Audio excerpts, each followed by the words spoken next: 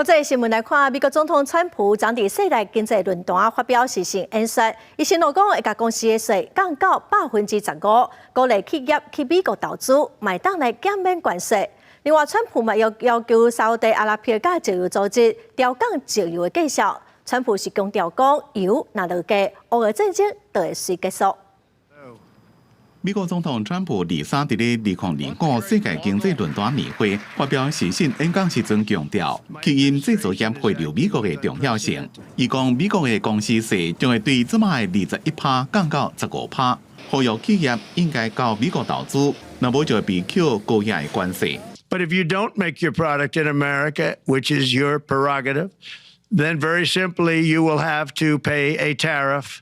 Differing amounts, but a tariff which will direct hundreds of billions of dollars and even trillions of dollars into our treasury to strengthen our economy and pay down debt.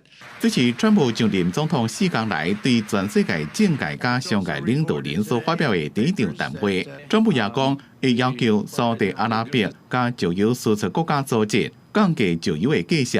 伊讲，伫油价下滑了后，也会要求爱税调降利率。 也讲全世界利率应该甲美国共步。不过华盛顿邮报报道，联准会是独立的机关。川普安尼先讲，表示伊甲联准会主席鲍尔有可能会有冲突。另外，川普23也强调，油价下滑，俄乌战争就会随停止。这卖高油价和战争会当继续拍落去。伊也愿意赶紧甲俄国总统普京见面。One thing very important, I really would like to be able to. Meet with President Putin soon and get that war ended. And that's not from the standpoint of economy or anything else. It's from the standpoint of millions of lives are being wasted.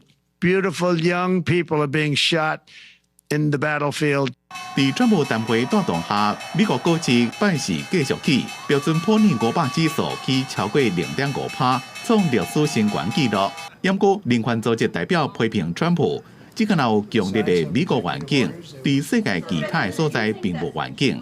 C'est une vision de America First, les travailleurs d'abord, les banques américaines d'abord, les investissements américains d'abord, etc., etc. Mais à l'échelle planétaire, tout ça ne va pas permettre la stabilité, ça ne va que renforcer les inégalités et l'insécurité.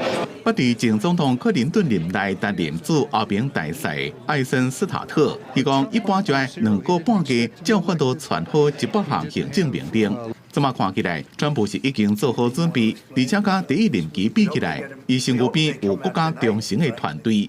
伊若是好是歹，就要看你对川普政策是安怎看。公司新闻郑伟林编译。